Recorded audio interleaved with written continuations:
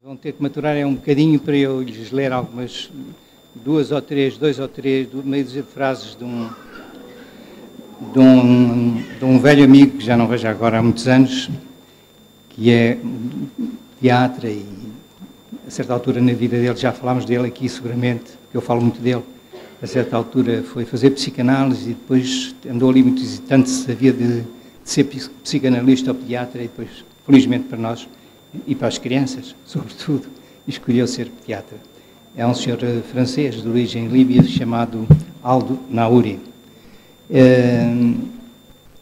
que entre outras coisas vai dizendo, quando as nossas crianças saem dos eixos, temos de tentar perceber o que se passa. As condições sociais não explicam tudo e o amor, já que se fala disso, só por si não chega. O que acontece se chegarmos à conclusão que o problema reside na falta de discussão sobre o modo como deveríamos educar os nossos filhos? A sociedade exige que cada um de nós obedeça a uma série de regras e as subscreva. É este o princípio de toda a educação. Eu juntaria às regras, normas e rituais. Todos que as crianças adoram. Todos sabemos que as influências que uma criança sofre nos primeiros anos de vida são cruciais. Até aos anos 60, por exemplo, entendia-se que o recém-nascido não pensava. E depois, de repente, começa-se a perceber que ele pensa muito mais e sabe muito mais do que aquilo que nós imaginamos. Portanto, todos sabemos que as influências de uma criança sobre os primeiros anos de vida são cruciais para que esta se torne um adulto equilibrado. É, por isso, fundamental perceber como nos devemos comportar como pais para desempenharmos bem a nossa função. E então, mais a certa altura, Aldo Naouri diz o seguinte: amor para curar o ódio, ponto de interrogação. Isto é uma coisa que nos acontece muito, todos nós pediatras. Eu estava de muito mau humor naquele fim de tarde de sexta-feira e estava arrependido, também nos acontece muito, de ter cedido a insistentes solicitações de ter dado as 3 consultas que estavam a atrasar a minha ida para o fim de semana.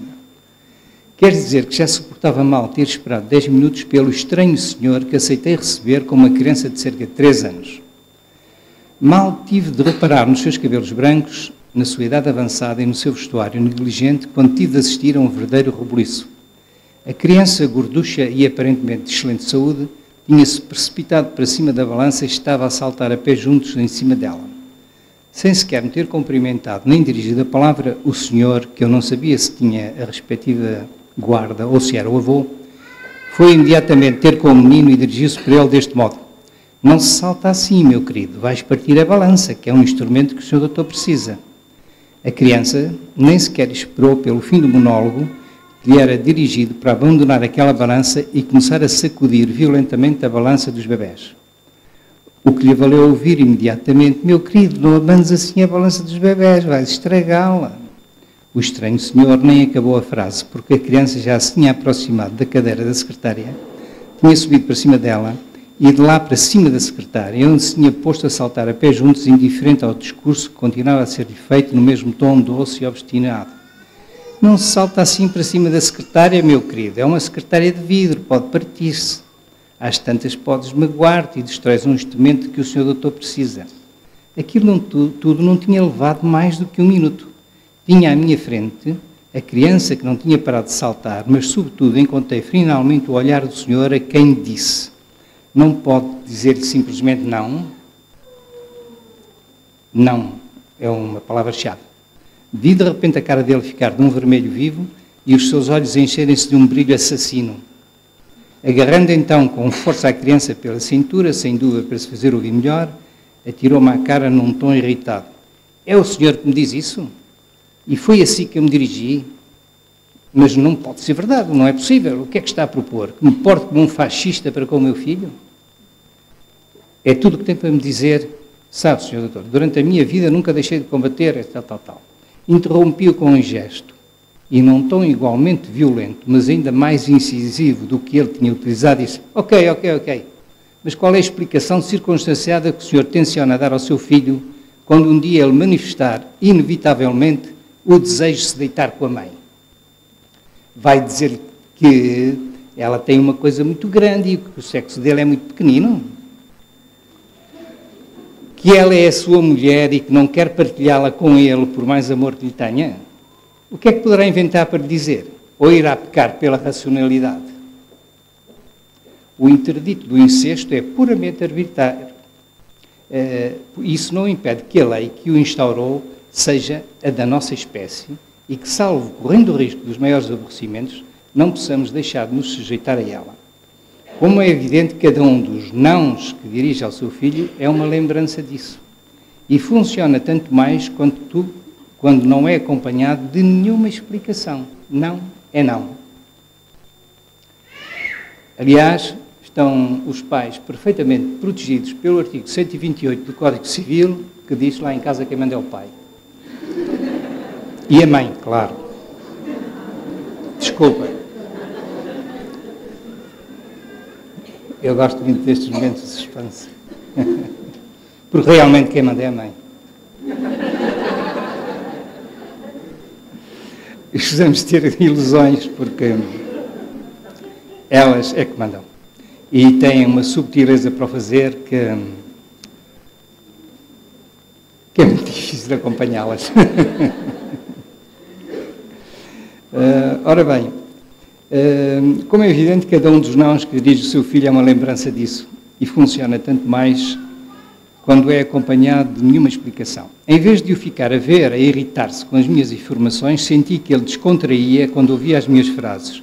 E quando finalmente lhe perguntei, num tom mais calmo, a razão pela qual tinha vindo consultar-me, disse-me que era precisamente por causa das dificuldades que encontrava em fazer o filho obedecer-lhe.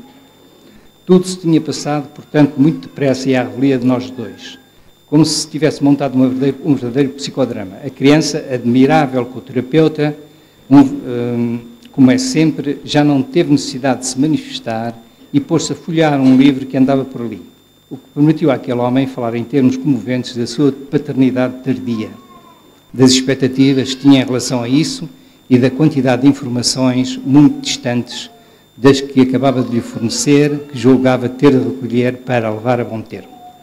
Este encontro agitado valeu-me ser adotado como pediatra da criança e continuei durante anos a ver aquele homem que, animado das melhores intenções, se tinha, no entanto, arriscado a desviar-se gravemente do bom caminho. Porquê isto? O amor não se compra. Ponto final e acabou. Senão ia já comprar uns quilos. Como diz o meu amigo, o professor Júlio Machado Mares, o amor é, e não há muito mais explicações sobre isso. Aliás, o Gabriel já falou um bocadinho sobre isso. O que é que se passa atualmente que, por amor, os pais caiam quase na indigência em relação aos filhos? Há uma nova palavra, também inventada por o Sr. Nauri, que é a infantolatria. Nós podemos encontrar explicações para isso. Os pais estão cada vez mais isolados, têm cada vez mais horas de trabalho, têm que se deslocar cada vez mais longe dos locais de trabalho, ganham cada vez menos, o cansaço ao fim do dia é demasiado, o tempo para dedicar à criança é muito pouco. Penso que numa sessão já anterior lhe citei um estudo que foi feito em França de crianças dos 6 aos 14 anos. Também foi feito um pequeno estudo cá em Portugal, mas não em número significativo para ser validado, mas que no fundo chega precisamente às mesmas conclusões, ou conclusões muito idênticas, mas não tão bem quantificadas. As crianças em idade escolar passam por ano 800, em França, e aqui é mais ou menos a mesma coisa, 860 horas por ano na escola. Passam 1.800 horas em frente a um aparelho qualquer. Aquilo tem uma escala, começa no Tamagotchi, passa para o Game Boy, passa para a PlayStation e depois para a internet.